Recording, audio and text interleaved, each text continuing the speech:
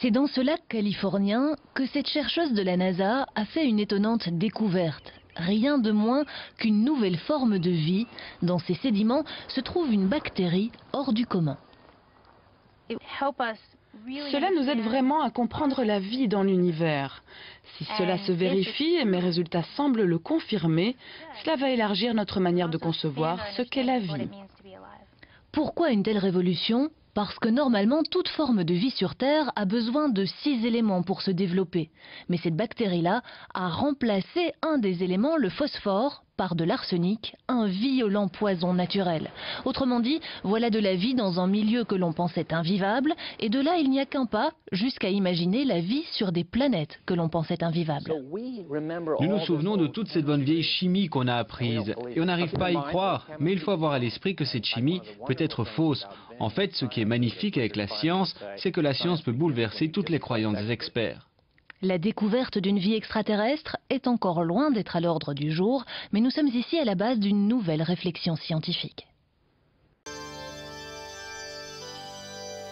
Oh, si un jour tu reviens, viens, toi Yuri Gagarin Jésus. est mort ainsi.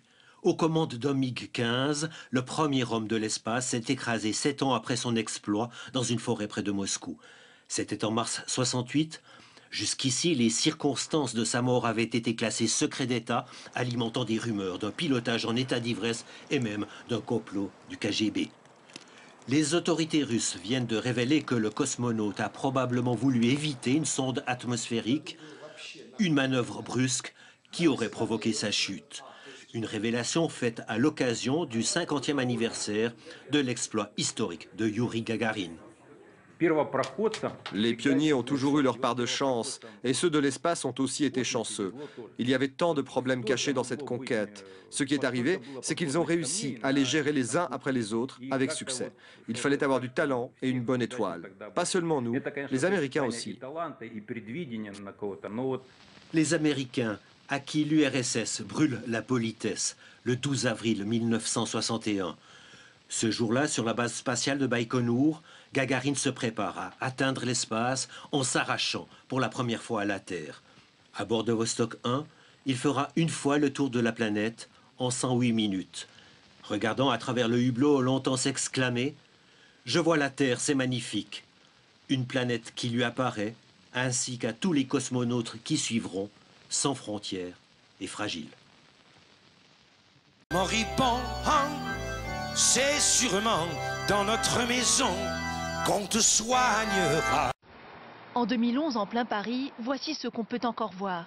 Elle s'impose au regard. Dans la rue, sur les affiches publicitaires, c'est l'image de la femme, mais pas n'importe laquelle. Des corps comme ça, minces, jeunes, frais, blancs, bien tirés, voilà, c'est vraiment le modèle occidental qui s'impose de la femme comme un morceau de viande, la femme à consommer, l'objet sexuel.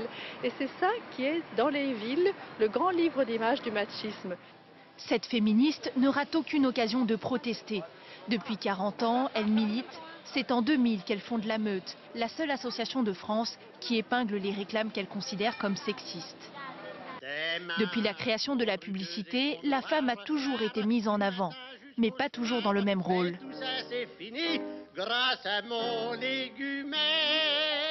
Dans les années 50, c'est une femme au foyer.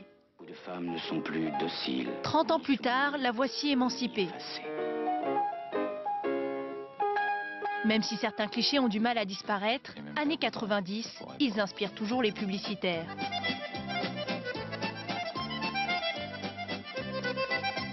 Speedex. Avec les années 2000, passage par le porno chic. Les marques de luxe se dévergondent et mettent en scène des créatures soumises et sexy. Et aujourd'hui, pour les publicitaires, la nouvelle image de la femme englobe tous ces clichés.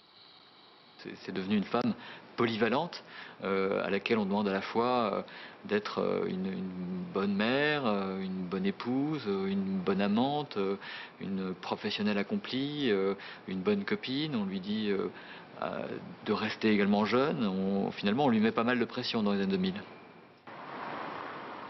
Alors, pour casser le stéréotype de la femme à tout faire, certaines campagnes de publicité essayent d'inverser la tendance. Bien, bien, bien, Quand tu reviendras, mes deux garçons seront là, là, là, là, là. Ils te poseront 30 000 questions.